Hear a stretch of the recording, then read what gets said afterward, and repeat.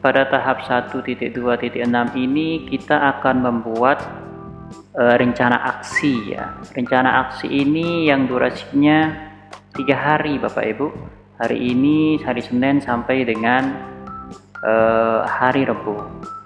Kemudian yang perlu disiapkan pada kegiatan ini seperti yang saya katakan tadi, pertama Bapak Ibu harus mengupload ini ya, LK 2.3 rencana aksi. Kemudian Bapak Ibu yang kedua itu yang diupload itu adalah modul ajar yang menggunakan kurikulum Merdeka, kemudian RPP yang menggunakan kurikulum 2013. Oke. Dan ini Bapak Ibu diupload nanti ya di akhir ya, pada hari ketiga diupload. Hari kedua, hari ketiga itu kita akan presentasikan. Kemudian oke, baik.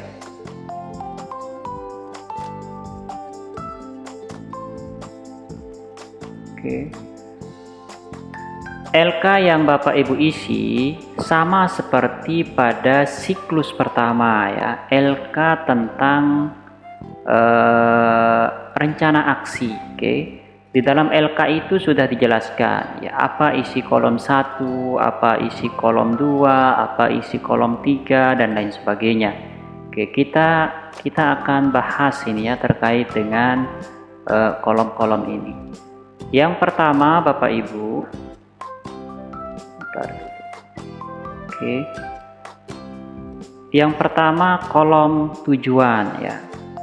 Kolom tujuan ini berisi dengan tujuan pembelajaran ya. Bapak Ibu tinggal copy paste saja tujuan pembelajaran yang sudah ada di RPP. Oke. Tinggal copy paste saja pada kolom tujuan ini. Oke. Tujuan pembelajaran yang diturunkan dari CP atau KD capaian pembelajaran atau kompetensi dasar.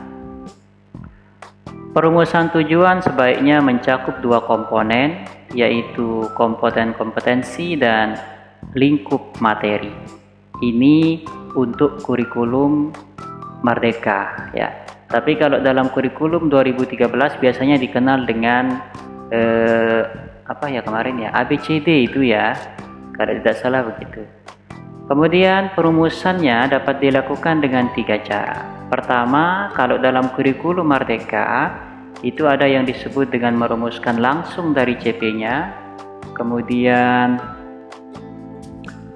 yang kedua itu nanti merumuskan dengan menganalisis kompetensi, dan ketiga itu merumuskan dari lintas capaian pembelajaran. Ini untuk kurikulum Merdeka. Oke. Sebentar.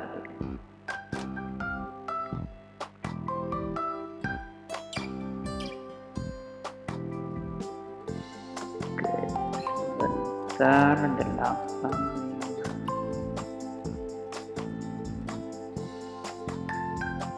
Oke, kita akan bahas tentang bagaimana membuat tujuan pembelajaran di dalam kurikulum Merdeka Bapak Ibu ya. Oke. Cara yang pertama, ini yang paling sering digunakan dari RPP yang sudah dibuat ya. Kemarin ada 3 orang ini, Pak Yohanes, Ibu Musli, sama Ibu Ana ya, yang menggunakan kurikulum Merdeka. Yang pertama, di dalam membuat tujuan itu kita merumuskan langsung dari CP ya, CP yang ada. Bagaimana caranya? Misalnya ini contohnya matematika ya. Nah, dari CP ini Bapak Ibu nanti bisa melihat dari kalimat-kalimatnya ya. Misalnya peserta didik menunjukkan pemahaman dan intuisi bilangan. Nah, mereka dapat membaca, menulis misalnya. Bapak Ibu tinggal ambil dari sini sebenarnya ya. Menyajikan, melakukan operasi, menghubungkan. Ini kalau kita menentukan langsung dari capaian pembelajarannya. Oke. Kemudian yang kedua dengan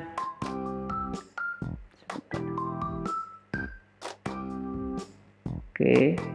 Merumuskan tujuan pembelajaran dengan menganalisis kompetensi dan lingkup materi. Oke, ini yang saya maksud.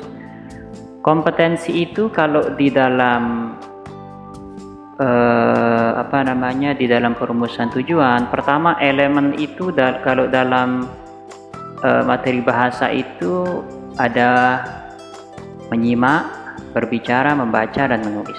4 aspek keterampilan berbahasa. Oke, itu biasanya elemennya di sana.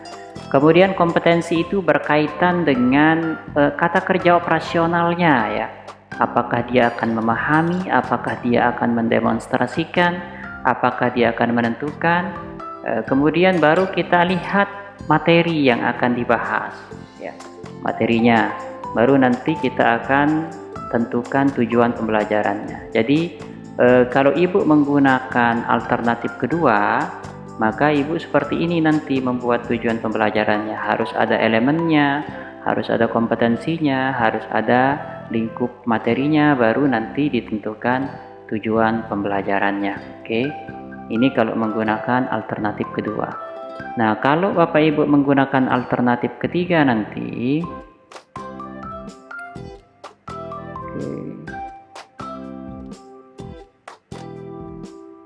merumuskan tujuan pembelajaran lintas elemen ya. Ini biasanya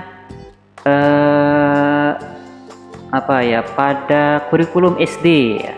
Kurikulum SD itu karena dia tematik, biasanya nanti itu ditentukan dari lintas elemennya ya. Ada membaca, ada berbicara. Biasanya ini yang paling banyak itu di kurikulum SD. Oke. Cara ini, misalnya nanti Bapak Ibu tunjukkan capaian pembelajaran, membacanya seperti apa, kemudian menyimaknya seperti apa, baru nanti tentukan tujuannya ya. Misalnya menyimaknya apa, di sini 2, kemudian berbicaranya bagaimana gitu ya. Oke, ini cara di dalam menentukan, merumuskan tujuan pembelajaran. Selanjutnya, di dalam kita merumuskan tujuan pembelajaran itu, yang menjadi acuan kita itu biasanya ya taksonomi Bloom. Kemudian ada taksonomi lain ya, ini perbandingannya. Kalau taksonomi Bloom itu biasanya ini kata-kata mengingat, memahami, mengaplikasi, menganalisis. Oke. Kalau menurut yang lain menjelaskan dan lain sebagainya, tapi biasanya ini yang kita pakai ya. Oke. Kemudian Bapak Ibu selanjutnya, setelah ini isi untuk kolom tujuan. Tujuan itu intinya Bapak Ibu copy paste dari tujuan pembelajaran yang sudah dibuat pada IRPP-nya. Oke. Kemudian kolom mode ini ya. Baik, ini biasanya yang merumuskan tujuan pada kurikulum 2013 ya, yang dikenal ABCD, audience, behavior, condition, dan degree. Oke, ini yang harus diperhatikan. Di dalam K13 itu kita merumuskan tujuan dari kompetensi dasar. Kemudian setelah itu kita akan merumuskan indikator IPK-nya, baru kita akan merumuskan tujuan pembelajarannya, baru nanti ada kegiatan pembelajarannya dan evaluasi. Nah, di dalam membuat tujuan pembelajaran itu Bapak Ibu, kita harus memperhatikan prinsip ABCD ini ya. Sama sebenarnya dengan kurikulum Merdeka di dalam membuat tujuan pembelajaran. Nah, tapi ini dikenal semenjak kurikulum 2013 ya, istilah ABCD itu. Pertama misalnya melalui percobaan ya, ini keadaannya ya. Kemudian siswa dapat ya, siswa ini adalah audiensnya, dapat menganalisis ya. Ini berkaitan dengan kemampuannya, perubahan energi pada benda dengan benar. Dengan benar ini adalah degree-nya, tingkat pencapaiannya. Oke, biasanya kalau dalam KD Bahasa Indonesia, misalnya melalui membaca siswa dapat menemukan menemukan ide pokok gagasan dengan tepat misalnya dan lain sebagainya, begitu ya. Ini di dalam kita membuat tujuan pembelajaran. Selanjutnya pada kolom kedua Bapak Ibu. Oke. Pada kolom kedua ini kalau saya perhatikan dari siklus 1 terdahulu, ini banyak yang keliru di bukti penilaian. Bukti penilaian itu yang ditaruh di sini itu banyak sekali. Justru tujuannya ini tujuannya ditulis di sini, bukan itu Bapak Ibu. Pada bukti penilaian ini kita isi dengan bukti penilaian yang dapat digunakan untuk menakar, mengevaluasi, memvalidasi apakah siswa telah mencapai tujuan atau hasil yang diharapkan, yaitu pemahaman, keterampilan, dan lain sebagainya. Kolom ini berisi bentuk penilaian kinerja, bentuk penilaian lainnya. Draft kisi-kisi dan rubrik yang lainnya itu bisa dilampirkan ya. Intinya pada kolom kedua ini Bapak Ibu minimal bisa menjawab 2 pertanyaan ya. Pertama, melalui tugas atau kinerja otentik dan bukti lain, apa peserta didik akan mendemonstrasikan pemahaman pencapaian hasil tujuan yang diinginkan, dan dengan kriteria apakah kinerja bukti lain tersebut akan dinilai. Artinya yang pertanyaan pertama ini Bapak Ibu nanti akan menunjukkan apa yang harus dicapai oleh siswa, misalnya sikapkah ya, atau keterampilan atau kognitif dan lain sebagainya. Kemudian kita akan nilai dengan cara apa di sini ya. Jadi intinya di sini yang ditunjukkan itu adalah jenis penilaiannya, apakah menggunakan kinerja, apakah menggunakan yang lainnya, observasi, kemudian tes dan lain sebagainya. Oke, kemudian apa yang diukur? Apakah sikap, keterampilan, dan lain sebagainya, itu isinya di sini ya. Oke, kemudian yang selanjutnya, oke, baik, ini beberapa contoh instrumen ya Bapak Ibu. Instrumen itu ada rubrik. Oke, rubrik ini biasanya Ibu buat untuk sebagai bantuan di dalam penilaian. Misalnya kita menilai keterampilan berbicara, presentasi, dan lain sebagainya. Checklist ya, ini biasanya kita gunakan untuk menilai observasi, checklist itu ya. Kemudian catatan anekdot, catatan singkat, ini juga observasi. Kemudian grafik perkembangan. Kemudian selanjutnya ada beberapa jenis penilaian yang Bapak Ibu bisa gunakan. Mana dia ya? Oke. Yang pertama itu ada observasi ya. Penilaian observasi. Oke. Misalnya ini untuk menilai kegiatan pembelajaran ya. Kemudian ada kinerja ya. Kinerja, kemudian apalagi ada project, ada tes tertulis, ada tes lisan, ada penugasan, ada portofolio ya. Misalnya kinerja ini biasanya untuk penilaian keterampilan berbicara, mendemonstrasi ya, ke presentasi dan lain sebagainya. Baik, oke, kita langsung. Kemudian selanjutnya Bapak Ibu, sebelum ke contoh ya, yang terakhir di dalam kolom ketiga.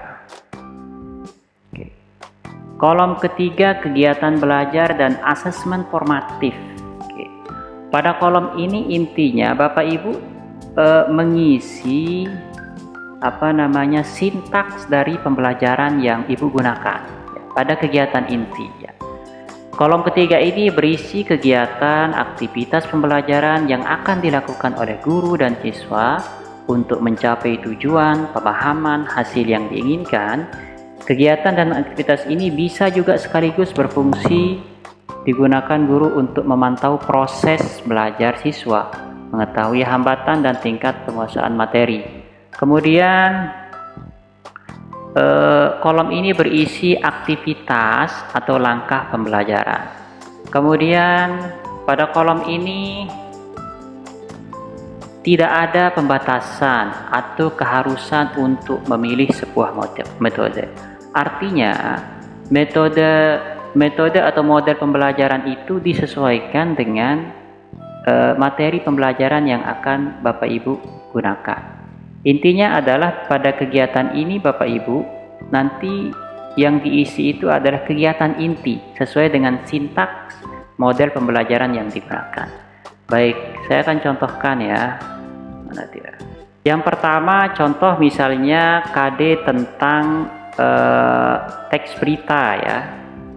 Tapi saya tidak ambil keterampilan. Ini berkaitan dengan kognitifnya ya. Melalui pendekatan saintifik pada pembelajaran teks berita diharapkan. Oke, ini copy paste saja dari RPP Bapak Ibu. Pertama, mengidentifikasi. Kedua, menemukan. Ketiga, memberikan tanggapan atau presentasi nih. Oke. Jadi ini 3 contoh ya, 3 tujuan pembelajaran. Kemudian bukti penilaian Bapak Ibu. Jadi di sini jangan tulis tujuannya lagi ya. Saya lihat di sana itu di siklus 1 itu tujuan ditulis. Di sini cukup Bapak Ibu menulis penilaian yang akan digunakan yang sudah disusun pada modul ajar atau RPP yang sudah dibuat. Oke. Jadi penilaian itu disesuaikan dengan jenis-jenisnya. Misalnya pertama, Bapak Ibu akan menggunakan jenis penilaian observasi. Observasi ini untuk apa? Untuk menilai sikap spiritual dan sosialnya misalnya ya. Kriterianya apa? Kriteria itu kan sudah ada tuh pada rubrik penilaiannya ya. Misalnya nanti kriterianya kalau observasi itu siswa itu dapat menjelaskan dengan tepat misalnya centang. Kemudian yang kedua itu menentukan jenis cerita. Siswa dapat menentukan jenis cerita. Kemudian yang kedua Bapak Ibu gunakan tes tulis dan penugasan misalnya. Tes tulis dan penugasan dilakukan untuk menilai apa? Menilai pengetahuan siswa. Nah, kemudian kriterianya apa saja? Itu dilihat dari kisi-kisinya juga Bapak Ibu ya, indikatornya. Misalnya siswa mampu, bagaimana siswa mampu dan lain sebagainya. Kemudian yang ketiga itu kinerja.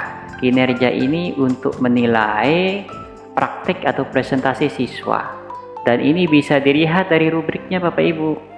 Nanti kita akan lihat dari isinya misalnya. Organisasi, kemudian kosakatanya ya. Kemudian penugasan bahasa, penguasaan bahasa ya. Dan mekanik itu berkaitan dengan pengucapan mungkin ya dan lain sebagainya. Oke, ini contoh di dalam mengisi kolom bukti penilaian. Kemudian nanti tulis di bagian bawah itu format lembar penilaian terlampir begitu ya. Jadi setelah ini Bapak Ibu lampirkan format penilaiannya. Oke, baru nanti di kegiatan belajar dan asesmen formatif. Oke, asesmen formatif itu berkaitan dengan penilaian untuk mengetahui tingkat ketercapaian dari tujuan pembelajaran. Oke. Pada kegiatan ini Bapak Ibu cukup mengcopy paste dari kegiatan intinya ya. Ini sesuai dengan sintak dari pendekatan saintifik. Pertama, mengamati. Apa yang dilakukan pada saat mengamati? Misalnya peserta didik membaca pengertian syarat dan unsur-unsur teks berita yang ditayangkan melalui LCD misalnya, melalui video. Kemudian yang kedua menanya, misalnya peserta didik bertanya jawab tentang teks berita. Kemudian mengeksplorasi, peserta didik menggali informasi tentang apa itu teks berita. Kemudian menelaah, ya peserta didik berdiskusi. Baru yang terakhir itu komunikasi. Ya, nanti ini komunikasi, ini presentasi. Seperti itu Bapak Ibu. Jadi isiannya sederhana sekali ya. Ini untuk LK rencana aksi. Baru setelah itu Bapak Ibu buat ya buat modul ajar dan RPP-nya ya, di-upload juga. Begitu Bapak Ibu untuk penjelasan dari rencana kegiatan aksi. Oke, terima kasih.